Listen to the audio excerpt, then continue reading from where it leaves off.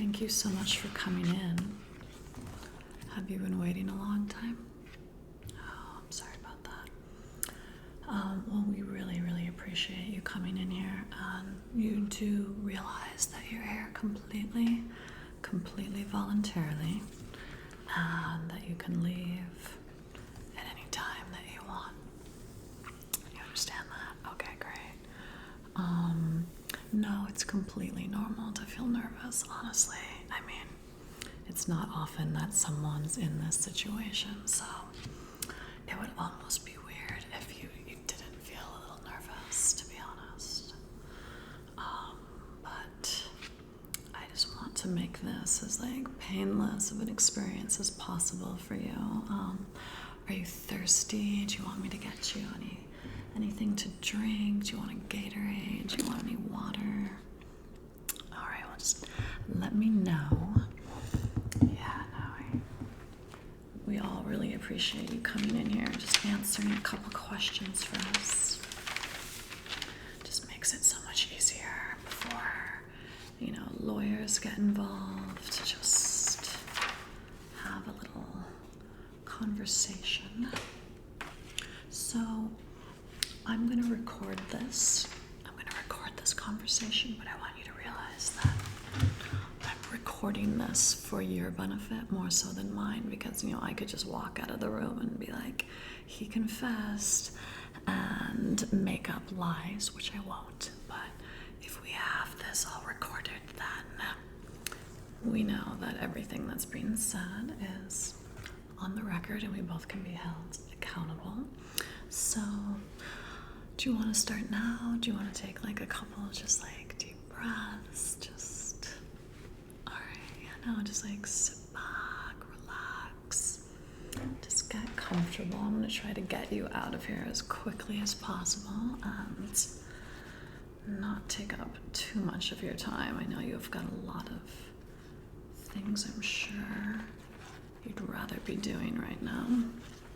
But since you were the last person to actually see her, we just want to start on the inside and then work our way out. This is a totally normal procedure. I don't want you to think that we're zeroing in on you. It's just typically the way we do it. We like to rule out all the people that are closest to the situation, and then once we've cleared them, we can let everybody know, hey, it's okay, this guy's cool, we've already cleared him, let's start looking elsewhere. We don't want to waste time looking in the wrong direction either. So hopefully by the end of today, we'll get all the answers that we need and your name can be cleared and we can move forward with this. All right, great. So why don't we just start at the beginning? Alright. So, how long had you guys been seeing each other? Okay, not that long, just about a month, okay. And on the night of the last time you saw her, what time did you wake up? Okay, so you set your alarm for 5 a.m. And when your alarm went off, did it wake her up as well? Or is she still asleep? Okay. So then what happened next? Alright. Yeah, don't assume that I already have any information. I actually like to try to come into every situation completely unbiased, so I don't really ask the other detectives any information. So I want you to talk to me just like you'd be telling this story to a friend, and just with as much detail as possible. I know that it's not normal for anyone to recollect exactly what has been said and verbatim or anything like that. So just a loose account of what went down. Okay, great. So you jumped in the shower and she stayed in bed. And then what happened next?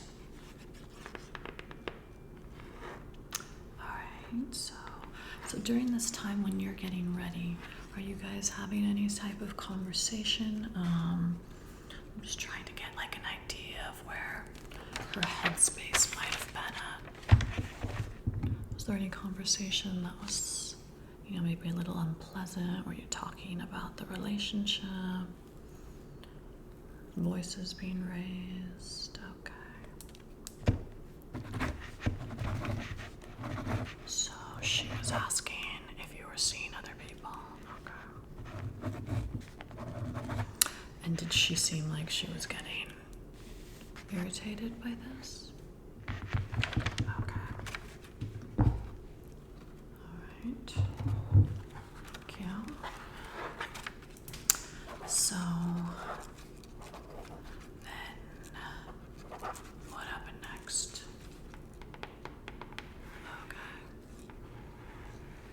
Okay. So I know you don't know her super well, but was she seeming off based on like your previous knowledge of what she would normally act like that morning? Did her energy, did her demeanor, did anything seem out of the ordinary? Okay. All right.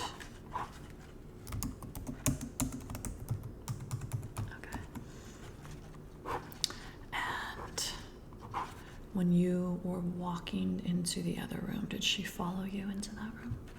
All right.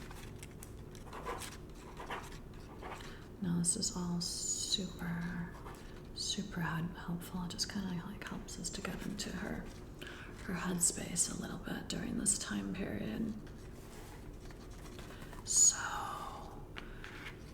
at this point, you were starting to try to leave the house, okay? And what time was this approximately?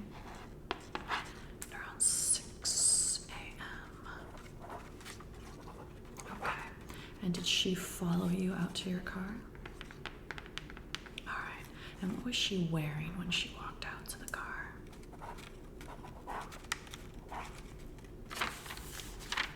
Okay. And did she still seem a little agitated when you guys got into the car? Was she raising her voice? Okay. Do you think any neighbors could have possibly heard this? Was there anyone that was outside during this time period that you were aware of? Okay.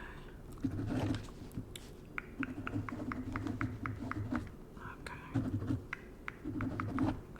All right.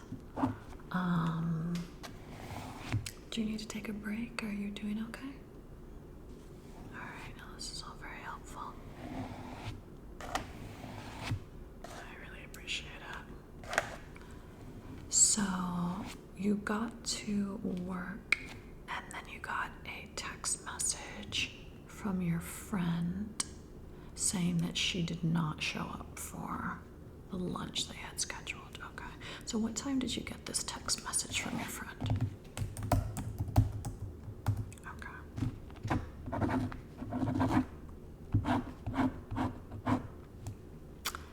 And so you drove back to the house at what time? All right, so at 1 o'clock. So on your lunch break, you went back over there, and then what did the house look like when you got inside? I just mean, like, did it look like anything out of the ordinary? Were any tables turned over? Was the door open? Was the door locked? Did it look like there was any type of struggle? All right. And, okay, so you noticed that her cell phone was on the nightstand.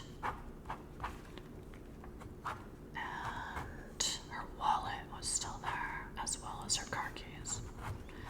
Okay. And the robe was on the bed. Okay, so she was no longer wearing the robe. And so, based on what you know, is this normal behavior for her to not show up when she's expected places? Okay.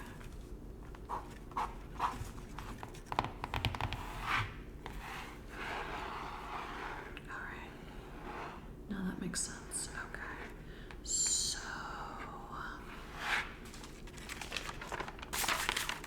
I'm just checking a couple of things here.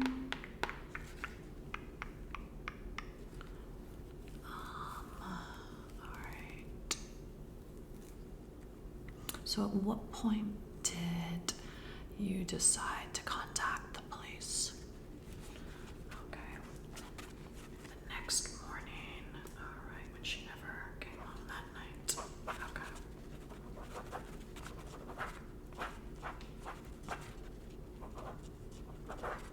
Alright. So this is all extremely helpful. I was wondering if you would be willing to take a lie detector test. It's 100% voluntary. You do not have to do this at all. You can walk out. But, if you have nothing to hide and if you are completely innocent, then it'll really help to clear your name and to just kind of move things along. So would that be something that you're willing to do? You don't have to worry about being nervous.